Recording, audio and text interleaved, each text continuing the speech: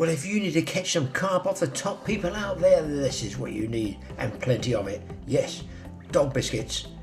I don't use them as a hard biscuit straight out of the supermarket. I soak them first, get them nice and soft and spongy, then they'll float on the surface, and I believe the carp take them better.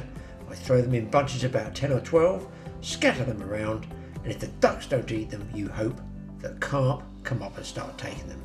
For the fly, because I'm fly fishing, I use an artificial, it's called a hedgehog fly, and you can actually trim that deer hair down to the size and match the size of the biscuit you are using. So it's better to tie a larger fly first and then trim it back down like this.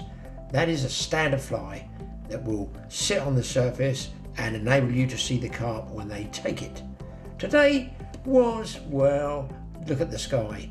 Not the greatest day for fly fishing, but the three of us, myself, Mike and a friend Jerry, wanted to catch some carp on the fly. It would have been Mike's first and Jerry's first, so we had a target to achieve. First one on? First one. It's a really, really windy day, guys. In fact, it's probably this is what it's like. Complete non-fly fishing weather. It's ridiculous. But being the Pullens and being totally awesome, we're out here trying to get a fly fishing episode done for you guys. On the windiest day ever, and first first hook up on the fly anyway. I'll show you the fly in a minute, but really, they've been quite finicky. Feeding well anyway, so they're coming up on the top, which is the main thing. The worry was it might be too windy for surface fishing. That was, yeah, but you just got to basically keep casting to the fish. Don't cast out and leave your fly there and wait. Move it. If there's no fish there, move it to where the fish are. It sounds stupid, but... And the other thing is, feed close in, because the wind is going to push the pellets and then you are out of range. Come on.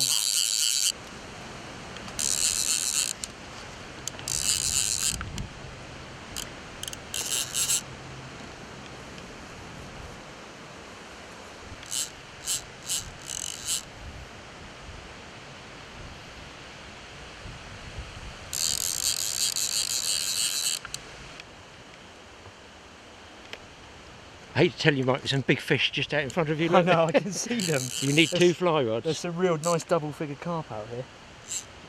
You've got to be really close when you're careful when they're close in on a fly rod, because the pressure going straight down to that fly is really easy to pull it out. Oh, nice fish, yeah. It is a nice.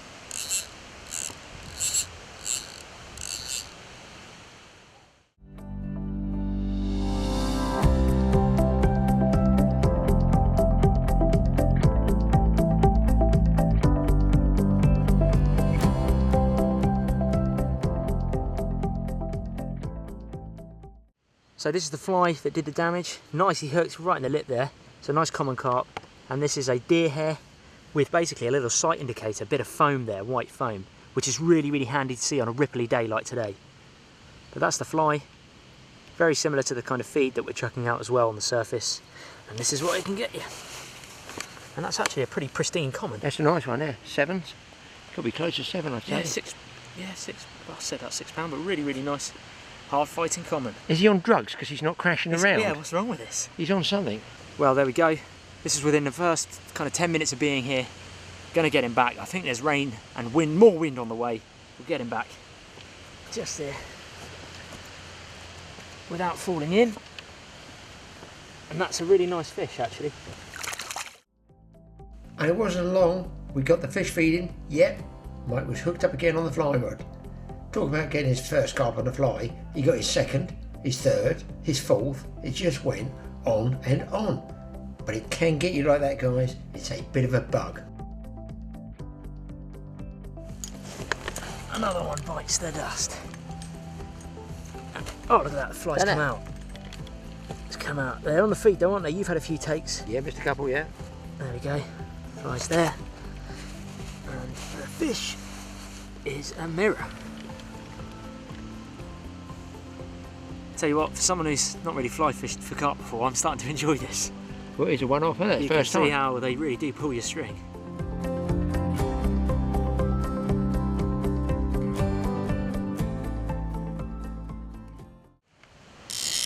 Well, for what is a shocking day of wind the last thing you think of doing today was fly fishing. We just thought we'd try and get Mike and Jerry their first fly rod caught fish. So we just took a gamble and bought a lot of biscuits. I soaked mine. A lot of people don't soak them, but I soaked mine. I think I was going to go in the state. If you're not careful. Oh no, what's he got me? He's got me a crayfish line. You're out, you're out. I guess it's a crayfish. It is, no, it's a hay bale thing. Oh, I've never caught a hay bale before. That's something different on the straw. On the Totally Awful Fishing Show. Yeah. Side strain here. Bit of side strain. Bit of nervous strain. Oh. Bit of broken rod strain. Yeah, it's not a big fish, but look at the scrap you can get on a fly rod. And we definitely got what was called a little feeding frenzy out there just now, didn't we? Two of us. And we put both flies together. We've tried trying everything different. They seem to like the noise of the fly plopping. Flapping, yeah. Gives them more confidence. Yeah, it's not a big fish. It shows you in the net just there. But look, I mean, we can't go more. We just want to get Jerry one now, so we'll keep baiting up, and there are the enemy. Yeah. Look, all fish like this size, you can catch them on feeder rods, float rods or anything, but we're just doing it on a fly rod for a bit of fun. If you haven't tried it, get yourself a cheap fly rod and outfit, some dog biscuits. How cheap is that? I paid £2 for 2.5 kilos, but I fish mine soaked rather than hard. I just feel it's a little bit better. And a clipped deer hair fly, job done.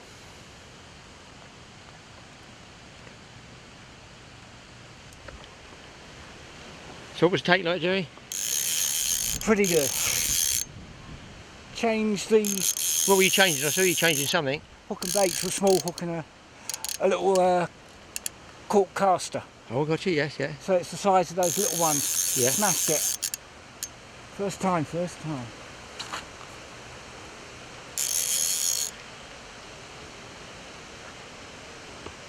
Yeah, we just have to hope it stays on. Okay, Jinxie. Yeah, and we hope it stays on. And this doesn't it? And 4 pieces doesn't turn into 5.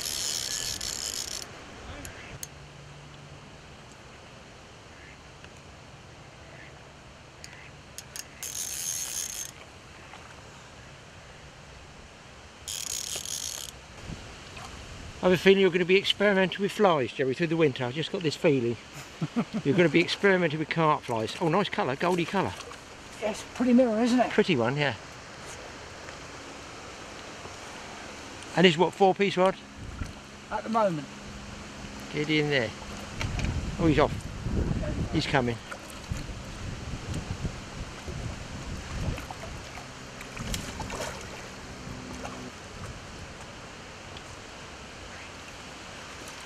And we have success or no success? Well, success. Success, that's good, yeah. A pretty looker. First one on the fly rod, so that's mission accomplished. Mike's first and yours first. Oh, bummer, look at this. And a new net on the way, guys. I think a new net on the way. I detect rust there, Jerry. No, it's not rust. I'm not sure what the hell it is. It's a pretty fish. Oh. Hundreds of fish though. Yeah. And that's what you use. Let's have a look at that, Jerry. So that was all, what was it? It's a cork caster. It's done the job, obviously. Yep. Done the job.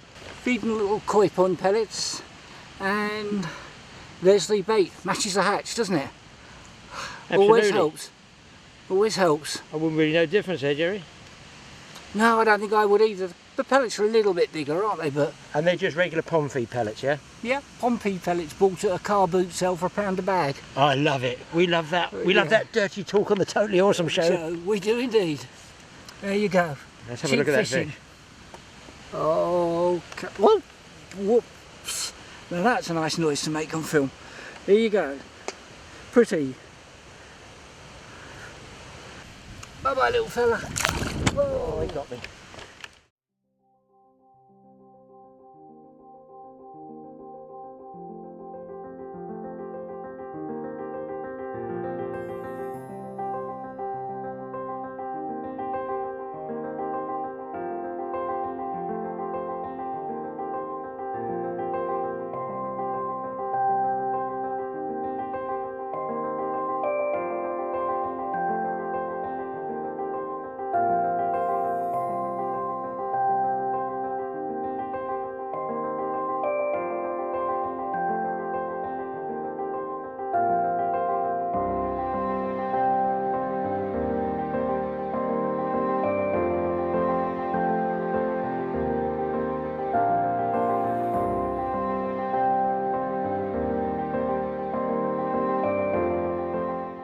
With the fish well and truly on the feed, it was just a question of moving up and down the riverbank, filming whoever had a carp on the fly rod.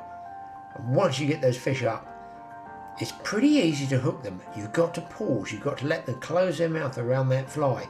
It's very easy to make the mistake of striking as soon as you see a boil on the surface. The boil on the surface is caused by the carp swirling and opening his mouth at the fly, not necessarily taking it. So take my totally awesome tip. Just pause, take a millisecond for that carp to close his mouth and head down to the lake bed before you set the hook. That way you shouldn't miss any at all.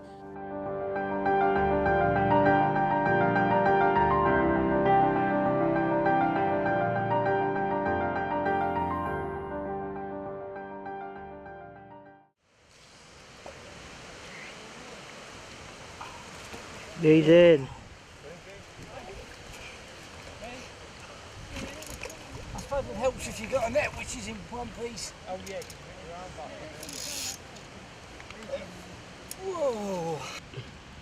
Mind, lucky or what? Look at That is, yeah, right on the edge. Right in the barbel. Okay. Let's hold it. Okay, you ready for your close up, fishy? Yeah, get him up. Here we go. Got a pretty little scaly common.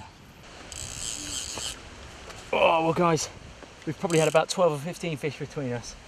The winds are picking up. Luckily there's no more rain. We've had some rain, but the winds are definitely picking up. The storm is coming. We haven't got much time left. But we've got a nice sort of leathery mirror on here. Real nice looking fish. But I think he might be foul hooked. I'm not sure. He's only going well, isn't He's he? fighting really, really well. And look at that, bending that rod.